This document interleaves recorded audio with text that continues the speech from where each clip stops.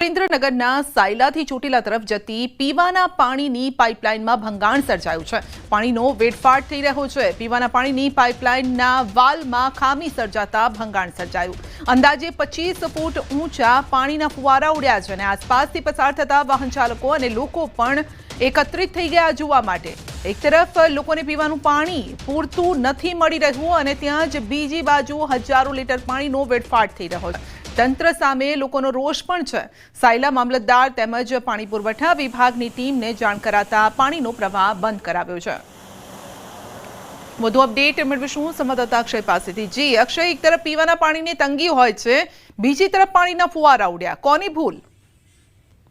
જી ચોક્કસથી વાત કરો તો ખાસ કરીને સાયલા અને ચોટીલા તાલુકામાં ઉનાળાની શરૂઆતથી પીવાના પાણીની સમસ્યા છે અને એને લઈ અને ખાસ કરીને ચોટીલા તાલુકામાંથી તો ગ્રામ્ય વિસ્તારમાંથી લોકો હિજરત કરી અને અન્ય ગામો તરફ જઈ રહ્યા છે। ત્યારે ક્યાંક ને ક્યાંક તંત્રના પાપે આજે છે હજારો લીટર પાણીનો વેડફાટ થતો જોવા મળ્યો છે અને હજારો લીટર પાણીના વેડફાટ થયા બાદ જાણે ઘોડા છે તબેલામાંથી છૂટી ગયા પછી તાળા મારવા આવ્યો છે। હજારો લીટર પાણીના વેડફાટ બાદ અંતે તંત્રના ધ્યાને સમગ્ર વાત આવી છે। તંત્ર દ્વારા પાણીનો પુરવઠો છે હાલ બંધ કરી અને પાણીનો વેડફાટ અટકાવવામાં આવ્યો છે, પરંતુ ક્યાંક ને ક્યાંક હજારો લીટર પાણીનો વેડફાટ થયો છે। બીજી તરફ પાણી માટે ગ્રામ્ય વિસ્તારમાં લોકોને રજલપાટ કરવાની નોબત આવે છે, ત્યારે ક્યાંક ને ક્યાંક તંત્ર સામે ચોક્કસથી જે છે લોકોમાં રોષ જોવા મળી રહ્યો છે। આગામી સમયમાં તાત્કાલિક જો લાઈન રિપેરિંગ નહીં થાય તો પાણીની છે વધુ વિકટ સ્થિતિ સર્જાય તેવી શક્યતાઓ સેવાઈ રહી છે। જી, આપનો આભાર।